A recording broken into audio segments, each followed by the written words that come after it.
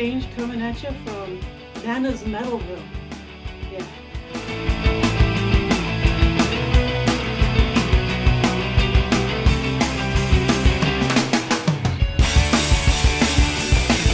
Get out of my shot. Let's start with just some of the basics about who Equal Exchange is and why it's important.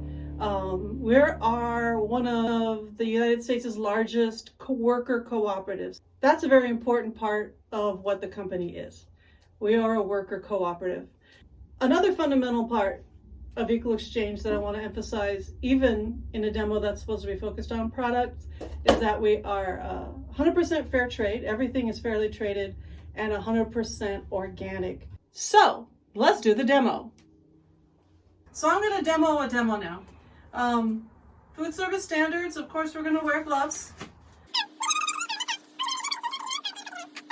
Everything that we use now is going to be single use. In the past, I would have normally used restaurant towels. Of course, in a demo at this point in time, I would be doing using a mask like we were for going out in public, but I'm not going to wear it right now. One permanent change that I expect is that all of the containers will be lidded. What I do is I open the bar, leave it in the inner packaging, break it up while it's still wrapped.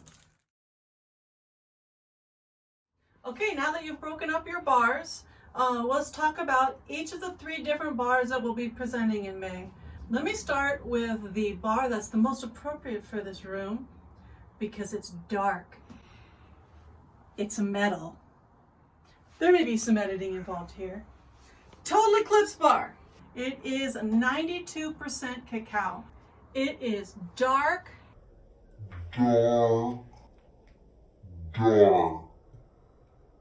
What I like about the Total Eclipse bar is that it's 92% cacao, which means that it's super high in the phenolic compounds and it's lower in sugar.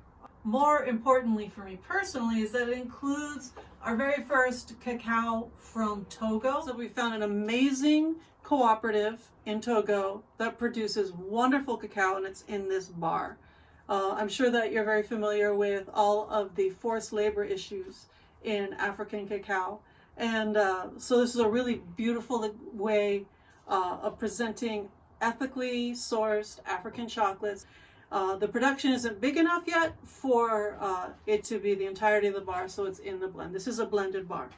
For this bar, I recommend you provide a very small sample of the bar, this size or smaller, to the customer and instruct the customer not to chew it. They'll find it a much more pleasant experience, and often they're able to perceive a lot of the nuances of the flavor in a better way if they don't chew it, but rather let it melt. The next bar that I want to talk about is the Panama 80%.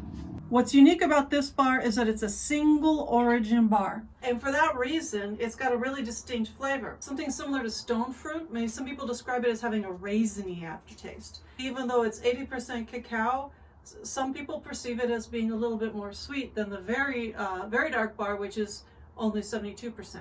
Stone fruit, raisiny, absolutely beautiful single origin organic chocolate. The third bar that we want to present for this demo is the coconut milk and coconut palm sugar bar. This is like milk chocolate for vegans. It's significantly sweeter than the other 2 bars that are on the table.